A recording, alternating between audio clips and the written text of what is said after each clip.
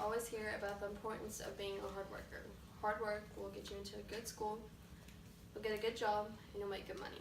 But I believe our society sometimes forgets the importance of being a good communicator. Communication skills are the key to all of success. In today's society, it's important to have good communication skills in all aspects of our lives if we want to maintain balance, excel, and grow. In the business world, communication is the driving force of excellence. Mastering this skill will make or break your success. On a more personal side, communication skills within our relationship are important as well to understand, as being able to effectively get your point across is important to know, because it's quite easy for our feelings to get lost in translation when we're trying to verbally express them. Lastly, communication skills within our society have begun to fade away.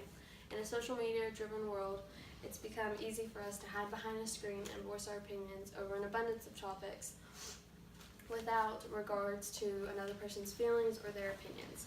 Mastering the art of communicating effectively in all ways can be done in many different forms. These are just a few examples that I'm going to give that I believe are important in today's society that we need a better understanding of, to which I will break down into 3 separate parts. Communication skills in the workforce, communication skills in relationships, and communication skills within society. Whether you are a leader or you play a supporting role, it doesn't matter your position, as being an excellent communicator is an important skill to have in all positions of the workplace. One thing needed is being able to master the art of listening. By listening, you will be able to learn, and by your willingness to learn, you will succeed. Whether it's with your boss or a coworker, this will go a long way and shows that you are a dedicated employee and dedicated enough to want to learn more. Employees who don't listen give off the impression that they are disinterested in their job. Another good example of communication is figuring out how you want what you say to impact others. Or as Daniel Pink would say in his book, To Sell is Human, The Surprising Truth About Moving Others, How Will You Move People?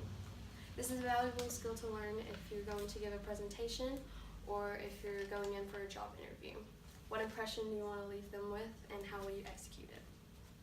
The next example that I want to give is about good communication within relationships. When it comes to the more intimate side of communication, it's more than just the exchange of information and feelings. It's understanding the emotion behind it.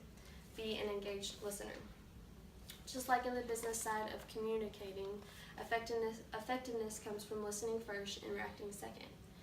Rather than hearing someone so that you can reply, listen to what they have to say so that you can understand.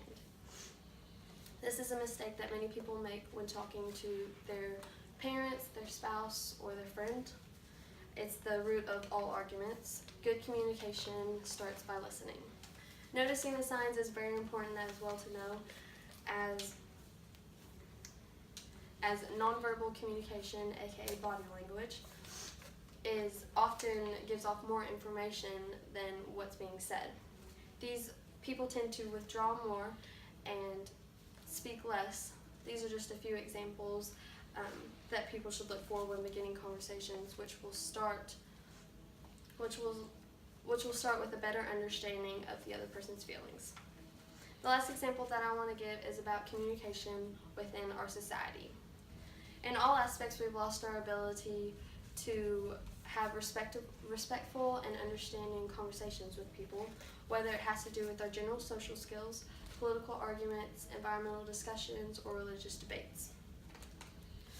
Instead of having discussions with the intention of trying to understand another point of view or simply listening respectfully to an opinion different than our own, we've been conditioned by our media and by our environment to want to argue our point until we're blue in the face without any regards to the other person's feelings or their opinion.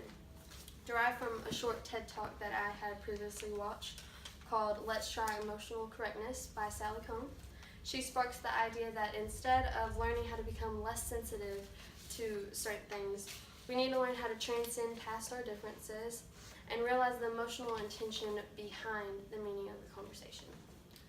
When it comes to communication, each skill can and will intertwine with one another. The art of communication doesn't just apply to one scenario, but to all aspects of our lives. We need to always be respectful, listen more and speak less, and learn to have empathy. Being able to understand and improve on these skills will help our society become better as a whole, and it will help us to be able to grow and become more well-rounded people.